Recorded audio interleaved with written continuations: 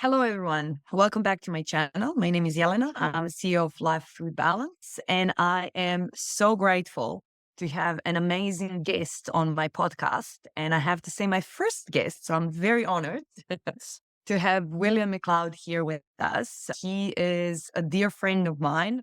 I also call him my second dad. He's an entrepreneur and a coach who's lived very full life filled with ups and downs and stresses and burnout, but he lived it all through, and now he's spreading his word of holistic coaching, entrepreneurship, and teaching every single person that they are in control of changing their own life. But I would let William share his story. So William, tell us a bit about you and your journey. Hi, Yelena. So thanks for inviting me on your podcast. That's great. So it's good to see you. And I know we've been on an amazing journey together over the years. But yeah, I just see the difference that you're making in the world and how many people's lives you're changing. And it's been amazing how we've come into each other's life and how it's just blossomed into this amazing relationship and impacting people. So where does that start? So I come from Scotland originally. As you can tell, I have a bit of a funny accent, all the way from sunny Glasgow. My dad, my mum, we lived in a house in the state and we got brought up like everybody else.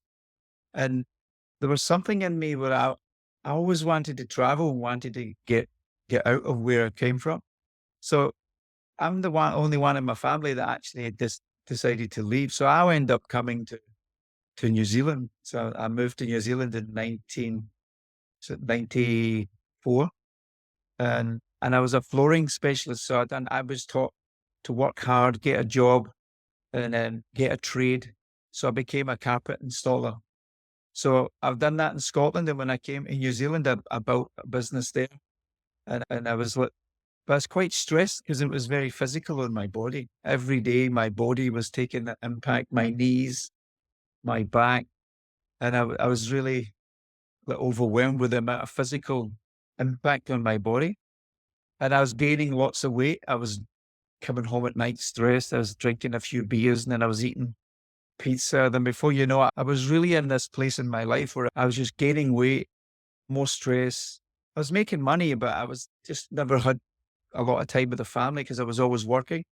And I just felt there must be something better than this. So I was gaining weight, going down, and my health was deteriorating. And a few years was going on like this. And then I get into just to a wellness company. And it was funny.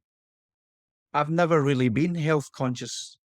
My family brought up in Scotland. It's like alcohol was like your diet. You go to the pub every day, or it's a drinking culture. And food is, it's all microwave dinners and stuff like that. You don't really think of clean food. So when I get introduced to this wellness business, I started changing the way I look at diet, food. And I was 104 kgs when I joined this company. And now at this moment, current time, I'm just about 70.5 kgs. So I've totally had this massive transformation with my health. But the key is when I started learning what was in the food and and I started reading labels, I started realizing, "Oh, what is this? There's so much like poisons in the food." And I go, why would the government allow these chemicals in the food? So that really woke me up to this wellness journey. And I started realizing there was a lot of things that were being told that's not actually true. And we need to start really paying attention. So I started getting into the health and wellness, and then I started changing. I lost 12 kgs in 12 weeks. And that was a big thing for me. And that gave me a lot of confidence because I was always on a yo diet. So when I started losing the weight, I started realizing I can help other people. So I started sharing the knowledge as well and teaching people how to start getting healthy. And I was doing that while I wasn't perfect at it. I was just getting better. So I kept sharing the knowledge. Mhm. So, what do you think was one of the biggest stressors in a way in your life at that particular moment that made you go and find these answers and search and create this better life for you? I think the biggest impact was So I've got two children to my first marriage, right? So I got remarried. And at the time when I joined this wellness company, my wife was, we had a baby coming. So the baby was coming, and I'm thinking to myself, I'm going to repeat the same mistake again. I'm stuck in my flooring business. I'm overweight. I'm unhealthy. I've got a baby coming. I'm stressed constantly, 6, 7 days a week, working late at night, not actually even seeing my wife because I was always working. And I just thought to myself, I need to do something different. This is so when there's a business, a wellness company come into my life, it really came in at the right time. I was actually dying on my feet. And then when I looked at their products are actually the solution that I was looking for because I needed to regain my health again.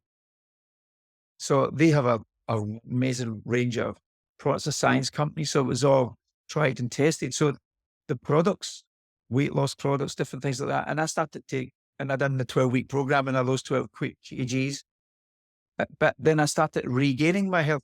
But I was at that place where I had to do something different. Hmm. So if something don't change, something don't change. It was that's the definition of insanity, right? We need to, Exactly. and I was like 45 years of age at the time. And I just knew I had to change my lifestyle, and I actually changed my career as well, which Hmm. is massive.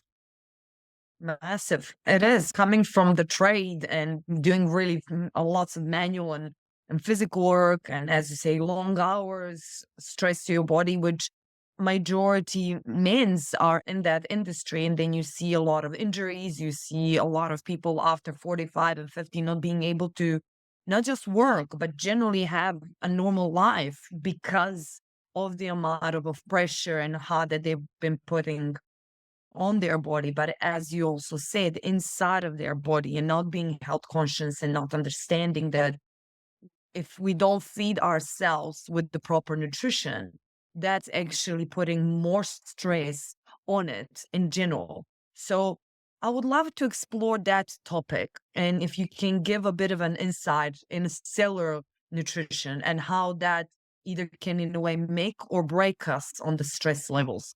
How that how did you see that changing in your life since you started to be health conscious, taking products, changing your lifestyle and doing all these different steps?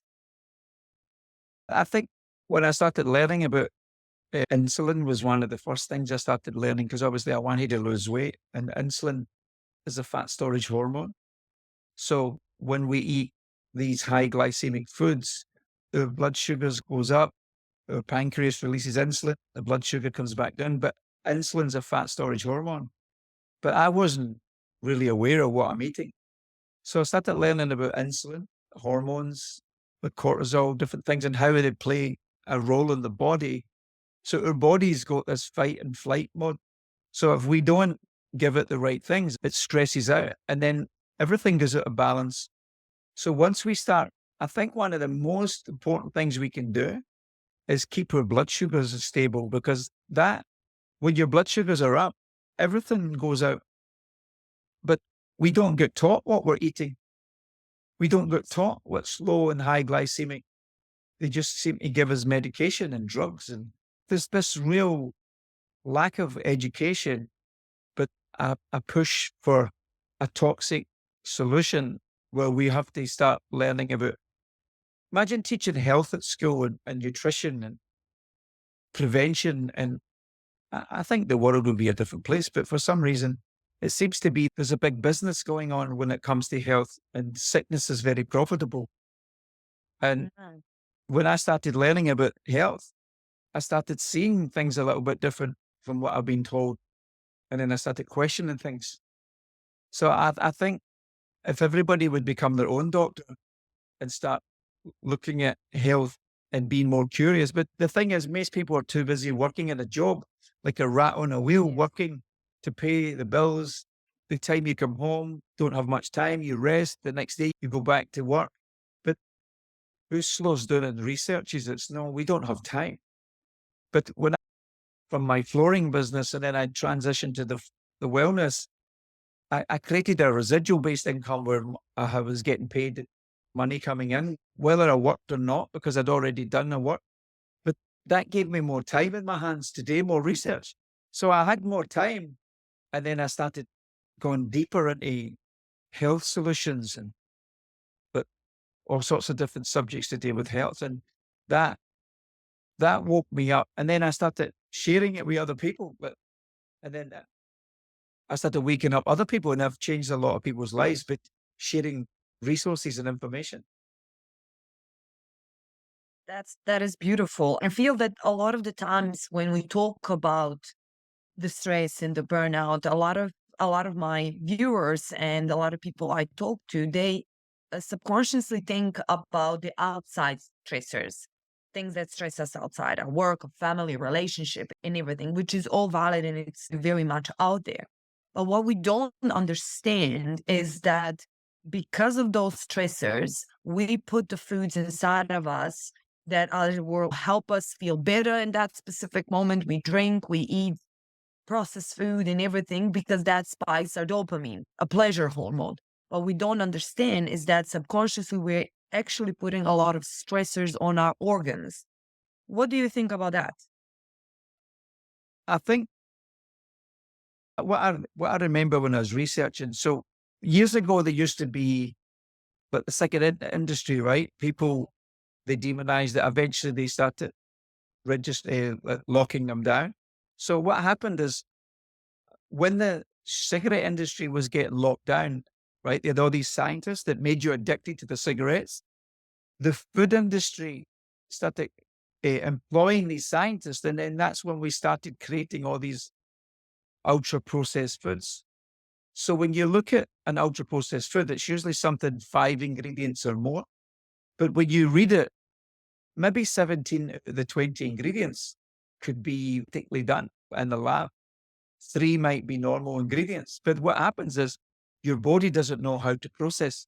So what they done is they made these ingredients addictive. So it releases dopamine. So we get addicted to these products. And then these are hormone disrupting chemicals that starts messing. And remember, like cortisol is a hormone, insulin is a hormone, all these things, they put your whole body out of balance. And that's when a lot of people get all these metabolic problems and different things. And then it damages the liver and you're getting overloaded with toxins. So then that's going to make you eat more, get more depressed. And then you're in this cycle of depression, eating for comfort, Exactly. surviving your job, surviving, your energy's going down, your mitochondria is getting damaged because you're not putting the right nutrients in the body. So if we can actually just get away from this ultra processed food and start eating single ingredient food the way it was designed. See, we're electrical beings, we electrons. We get electron repair from the soil. So when you eat broccoli, cauliflower, vegetables, meat, but things that come from the paddock, and you're eating it, you're replenishing the electrons because supplement food is so important because it brings down oxidation and increases your energy levels with pure energy. But once we go into the ultra processed food, it's like Frankenstein food. It's not even food. It's made by a scientist with chemical to make you addicted. So you buy more of their crappy food, but you're getting sick. It's not a good trade Exactly. off. And that's only going to lead to arguments with the people you love because your emotions are all over the place. You may be less patient with your children. You're stressed, and it's coming from the f- the, the crap that they're feeding us. So we have these. I think the biggest thing for your viewers is really pay attention. It's profit over people, and we Yes. have to protect your children because they're going to market to your children, and they're the next customer that ends up in the sickness industry on medication. And there's a massive global awakening going on right now where people are starting to wake up and realize that the whoever's governing the food in each country are not doing a very good job. They're not protecting Mm, the consumer. They're allowing all these that's for sure. ingredients into the food, and that's a red flag right there. The government need to protect us from the corporations that are putting all these chemicals in the food. So it's That's for it's sure. crazy, That's for crazy. sure. I always say, let's say when I was growing up 30 years ago, when you turn up to a packet of anything to see, there will be maybe, as you say, three, four, five ingredients. Increasingly over time, there will be seven, then nine, then 10. And you've been taking a bag of chips. Why would a bag of chips have 10 ingredients in there? Like, it's chips. It's supposed to be only potato and salt, nothing else in there. But no, unfortunately, we have emulsifiers, we have coloring, we have natural flavors, we have so many, as you said, synthetic things that was produced in the lab. And our bodies is not produced in the lab. We all know that. Except the IVF, but that's still a different. You need two things to get into that. But when we are growing up, as you say, our liver and pancreas and kidneys, they're not designed to process that. Once that gets into the system, it creates stress in our bodies, stress that we don't mentally know, but we physically notice it. I want to really enhance this with my viewers to start noticing, if nothing else, start paying attention on how you feel after you have a muffin, after you have pasta, pizza, any ultra processed food. Have awareness of how do you feel after that food. Do you feel really great and energized and you can run for 2 kilometers? Or do you feel sluggish and tired and you just want to eat more because your energy is down? For me, that was the biggest, so to say, eye opener when I started researching, but also paying attention to my own body and to see how it will react to different substances, to different flowers, to different things. Because it's not just about what happens outside of our lives, it's what we put inside of our body. Because brain and body connection, as I say, our gut is our second brain. But I always say, actually, our gut is our first brain because it's intuition. It's where we store the emotion, intuition, and our body telling us that something is off. So, what I would love to hear from you is if you can give my viewers what was, for example, let's say, first three things you cut off from your life and it was a game changer for you. I think it was learning to eat low glycemic and understand the glycemic index was a good place to start because that was obviously my focus was to lose weight, but I had to understand what causes weight gain in the first place, which is insulin, right? So insulin's a fat storage hormone. So if you Google low glycemic eating, you start realizing there's certain foods release energy. If you release energy with low glycemic foods, it releases it over maybe a 2 to 2.5 hour period. It releases the energy slowly. So it doesn't spike. Your blood sugar don't go up and then your pancreas don't release insulin. But if you eat foods that rice, bread, pasta, the things you were talking about, that's a high glycemic food. So what happens is most people over consume carbohydrates. So then when you eat them, they release the energy within 30 minutes, your blood sugars go way up. And then what happens is, as the blood sugars goes up, your pancreas releases insulin to bring it back down to a stable place. And then you start storing, and it's also inflammatory. So insulin is inflammatory and your body is always in a state of inflammation. So that creates stress in the body in all sorts of different areas.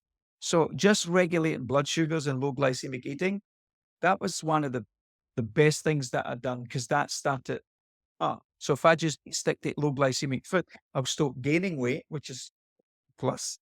And then obviously if you lower your calorie content, you're eating less, your body will start to give up the weight. So that was the first thing. The other thing that I learned was also about the seed oils, which is massive, right? So seed oil, what's a seed oil? A seed oil is like vegetable oils, and vegetable oils are like highly toxic to the body, but they market them as heart healthy. But I don't know how they can do that because they're absolutely toxic. So a seed oil is an oil that's already been heated and treated and they bleach it and then they give it to us for cooking, and then we put our food in the seed oil. But the seed oil's already been heated, so the smoke threshold is very low. So as soon as you heat it, it smokes and then it oxidizes. It's also a high omega-6. And what happens is you put a nice piece of tofu or whatever in the, and it's oxidated oil. So then that's going to cause a massive reaction in the body. And so if you're better using like coconut oil, ghee, butter, but saturated fats are more stable than these polys. And but it makes such a difference to the body. Because if you, it's what you're saying, right? The microbiome in the stomach, if you're taking these oxidated oils, it's going to kill your microbiome and damage your stomach. And then you won't absorb the nutrients and all that. So you're going to get toxic with the omega-6. So the omega-6 and omega-3 ratio, it should be 3 omega-6 to 1 omega-3. Most people's diet these days are like 20 to 1. And that's why they're having a lot of metabolic problems. The seed oils are huge, right? So the impact on our body just taking these seed oils is huge. And then remember you're talking about when you open up a pack of chips, 95% of processed food has seed oils in the food. So that means you're getting overloaded with seed oils. If you go to a restaurant, they cook in seed oils. Some restaurants cook in tallow and things like that. I see in America right now, they're going back because RFKs just get in and then there's changing, going back to healthy fats. So, but at the moment, everybody's eating seed oils, but they don't know the danger of seed oil. And then the last thing, they also is the sugar, but just over consuming sugar. And then what they done is the labels, what they done before carbohydrates, sugar, it was all one thing called sugar. And then the manufacturer says, look, people are not going to buy your products. We have to change the labeling. So what they done is they separated carbohydrates, sugar, maltodextrin, all these, there's 262 names for sugar. So the consumer don't know you're eating sugar when everything's like sugar. And then you start, if you to add up the label, you would realize you would never eat it because it would be too much sugar. So carbohydrates is starches or sugar. But they changed the name to confuse people so they don't know what they're eating. So I learned that and I went, wow, there's so much sugar in this. Then I started just learning to read labels can change your life. It's crazy. Yes, exactly. Misinformation Exactly. everywhere. So But as you said, and you're completely right, we are so busy in our lives that we don't really stop to read and inform ourselves in all of that until, unfortunately, health challenges start knocking on our doors very hard to try to wake us up to make a change. With these three things, let's say a viewer or listener that's in a way a similar situation to you, and they really want to make a drastic change in their life. Pretty much cutting out processed food would be one of the biggest things that they can do in their lives. What will be two other things? I think the biggest thing is learning to eat low glycemic, right? Getting more good fats in your body. I think, because I always tell people, you want more protein because protein builds muscle. As we get older, our muscle starts to decrease. And then if you have low muscle, you have metabolic problems because it's the muscles that create healthy metabolism. So if you've got good muscle, your body will process the sugars and the glycogen and it's good for the liver. So the liver and the muscles work together to process the sugar and the fats and all that. And so if you have, as we get older, our muscle tends to decrease because we don't exercise enough and we don't eat enough protein. So we actually need a higher protein, good fat, vegetable type diet. A lot of people are gone towards carbohydrates and grains. That's where the problem, because with the grains, there's a lot of GMO crops and they have glyphosate and they spray the crops, right? So we've been measuring people's health, and a lot of people are overly consuming pesticides, but they don't know they're doing it. So organic vegetables are quite expensive. So then most people just get the ordinary vegetables, right, and fruits. So what we tell people is when you get fruits and vegetables, put them in a bowl of water, baking soda, vinegar, and it foams up, and you steep them for 20 minutes and then rinse them. The water is like yellow. You can see the chemicals in the water. And then what you do is you clean them and you put them in the fridge because that won't damage the microbiome. So the high Exactly. carbohydrate diet, the problem is all the grains of they call Mm. glyphosate. Glyphosate is toxic, right? And Yes, so then you've got all these pesticides in the food supply. That's also going to kill the microbes in our body because it's designed to kill pests. And then we've got these good pests in our gut and bad pests. exactly. It goes in and it destroys your microbiome. And then so we're getting too much pesticides through the fruits, the vegetables, and the Right. grains. So you're better more uh, good protein, good quality fats, and good vegetables. And I'm telling you, you won't miss the grains. Exactly. I'll give you an I mean, example, right? It's if you look at a cow, right? You've got grass fed and you've got grain fed. The cows that eat the grains, they get sick. And then what they do is farmers, they need to get antibiotics in the cow.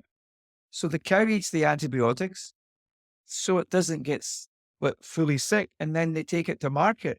But then we eat the cow that eats the antibiotics, then we get the antibiotics in our body. So grass fed is safe because a cow's meant to it's meant to eat grass. When does a cow eat grains? So it's not exactly. actually meant. And so why are we eating grains? We're not meant to eat grains either.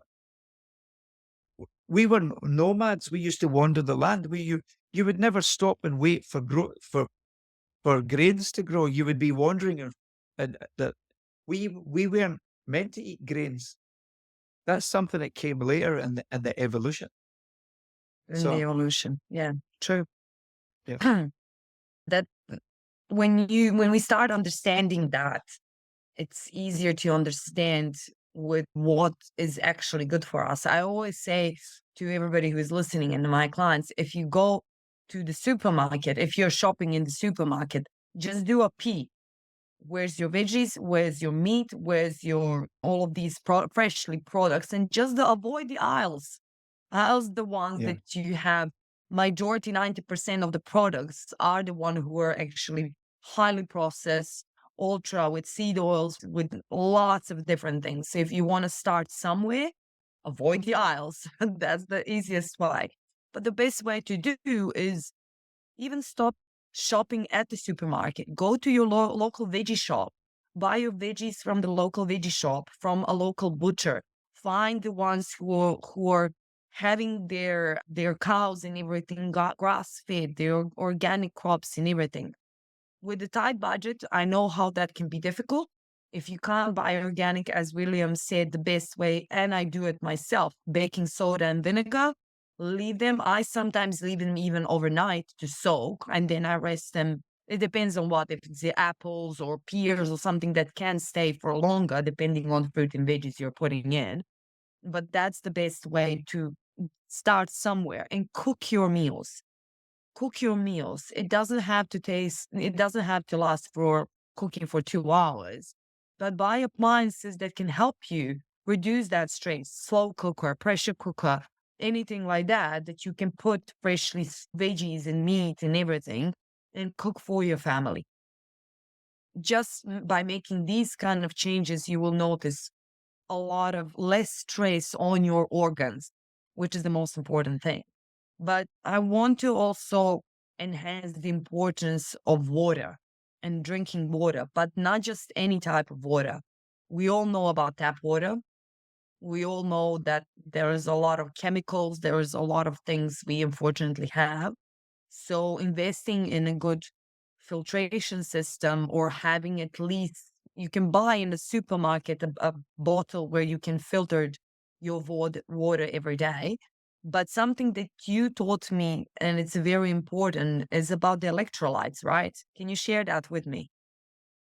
if you just take water, what it does is it just flushes through your body. It doesn't actually do any purpose. So you want to have electrolyte water. So I put a like you could sea salt or mineral salt, but Himalayan salt, and put it in the water. So when you drink, you're hydrating. You're actually getting goodness from the water. But there's a few things around drinking water. Say you're going to eat your dinner, you can maybe drink some water maybe before your dinner, like 30 minutes, but you shouldn't drink water with your dinner because you've got amino acids and your body's breaking down the proteins and you got acid in your stomach. So what a lot of people we've been told since drink with your your food, but it dilutes your acid, which your acid's actually digesting the food. So you don't want to dilute the acid because you end up with certain you won't get the nutrients from the food. So you just want to maybe you can have a little drink before your dinner and then after, but later, but don't drink lots of fluids with your food.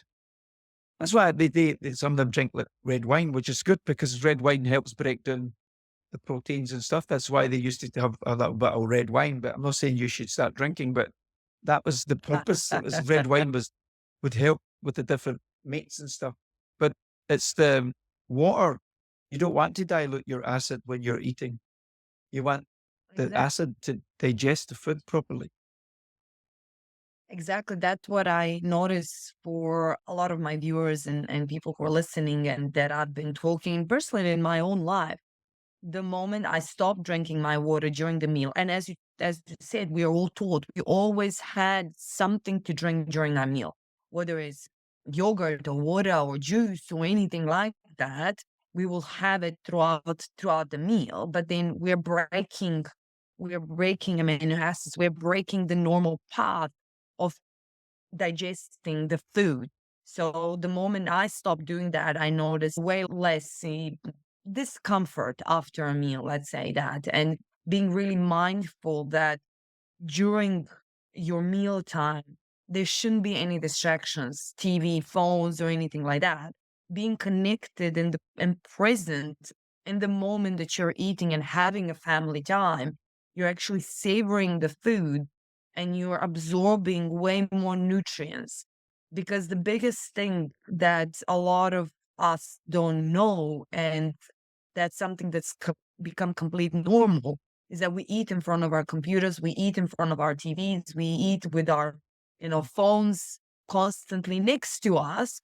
And then we don't really enjoy and be present because our mind is not in what we eat. Our mind is completely somewhere else. And that's creating even additional stress because your body doesn't know what it's doing at the moment. Is it eating or is it scrolling through social media? What's your opinion on that? I just think the way society is these days, where attention span's quite small. So a lot of people are, and that's also trickery with the dopamine, right? So whether it's a bag of chips that you're eating and it's got you hooked and you eat two or three and you just can't stop eating the packet because triggered the dopamine, then you apply that to the phone. Every time you see somebody else's life, you get excited and then you go, wow, I want a life like that. And before you know it, your social media is using you rather than using social media. So we're getting used by social media and we just start seeing these people having all these amazing lives and they're doing this. And then we compare ourselves to them and we want that. And then it makes you addicted to living your life through other people's lives. So it's a dopamine addiction. And then the kids, you can't, there's no point shouting to your kids, oh, don't go on your phone when we're on our phone because the parents are like that. The kids are like that and everybody's like that. And the communication and the family unit is going down because we don't have that interaction as much as we did years ago. And so there's obviously positives and negatives to technology. But I think as a parent, it's maybe having some boundaries around, like putting boundaries to say, like, we're all on the phones all the time, we're doing social media all the time. Let's have a time where we just get back to connection. Now, don't get me wrong, the kids will be going, they start moaning, but I think it's something And that they if you do. put it in place, I think a phone should be like a reward. It shouldn't be just all the time. I think, especially when they're young, I think having some boundaries. Like my daughter's got um, she's got devices, right? But I've got the family So then I can restrict when she gets it. I can switch it off. I can be in any other country. She's messaging me, can I have more time? Because I've got the lot. And I'm in India. She's in Jakarta. And then she's messaging me, can I get more time? Because her time's running out. Have you done your studies and you done the things that you promised? And as long as she's done her promises, then I'm flexible. But if she doesn't honor her word to her commitments, then I want her to become a responsible person to honor her word. Right. So Exactly. integrity and accountability is really important for that. And that, as you say, when we put those kind of boundaries in place, it creates less stress for us as parents and for them, because kids need boundaries. They depend on that, because if they don't learn it at the younger age, they will actually have more challenges in later in their life. So that's the most important part. And yes, sometimes it's very difficult running the business, being in the corporate world, coming home completely exhausted, and it's easy just to say, "Oh, here you go," so you can have a rest and you can unwind and you can do all of these things. But that can create a lot of bigger impacts, which I would love to have a talk on our next episode. So I really want to say thank you for being here with me on the podcast. And I would love if you can share your favorite quote for our listeners and something to end the show. Favorite quote. There's so many. So you put me on the spot. Yeah, Um, I know. don't wish for things to be easy. Wish you can be better. That is one of my favorites, and you taught me that. Because as you focus Beautiful. on being better, you're always going to improve. But a lot of people can go into the victim mindset where, oh, I had an easier life, or I wish I had an easier upbringing. Because sometimes something happens. And I think a lot of these things that happen to us in life, they actually make you stronger or you become a victim. And I've had a lot of challenges in my life, and I keep turning it around to how if I never had that tough upbringing as a child, I probably wouldn't be Right. helping people these in my life and impacting people, because I wouldn't have the strength to teach them what I learned if I never had the trials and tribulations. Wow. So wherever your readers are in your life right now, just understand that you are where you're meant to be. And the key is it's the context. The key is if another person can do it, you can do it. If another person can regain their health, you can do it. We're amazing beings. We've just been indoctrinated to be employee, working a job, right? And we need to wake up. We're Playing small. 100 times more powerful than we realize that we are. And I think that we've been lied to. So the key is wake up. You're amazing. God created you, and you've got this amazing mind, body, and spirit. And tap into that. It's just amazing what we can create when we put our mind to it. Exactly. We've been playing small for eternity. We need to start waking up and play big, because life Yeah. is one. Use it the best way possible you can.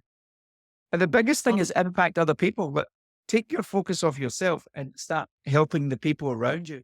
And then it gives you a purpose in life. Sometimes we go inside, and I think we can get depressed. That's why going to the gym is the best antidepressant in the world. As soon as you go to the gym, you start feeling good about yourself. And then because you know you're taking self-love first, everything works from yes, self-love. So, exactly. but thank you so Yeah. much for inviting me on. It's been amazing having a conversation with you. And I just want to acknowledge that the impact that you make. I've seen you changing so many people's lives, and you're just touching people all over the world. And I'm just so excited to see where you go next. So Well, awesome. thank you for being my first guest. It was an honor having me here. And to be honest, I wouldn't be here if it wasn't you. So thank you for all of your time. And I am looking forward to our next conversation very soon. Thank you, Awesome. everyone, for having us. Make sure you subscribe, hit the like button on YouTube, and I'll see you next time.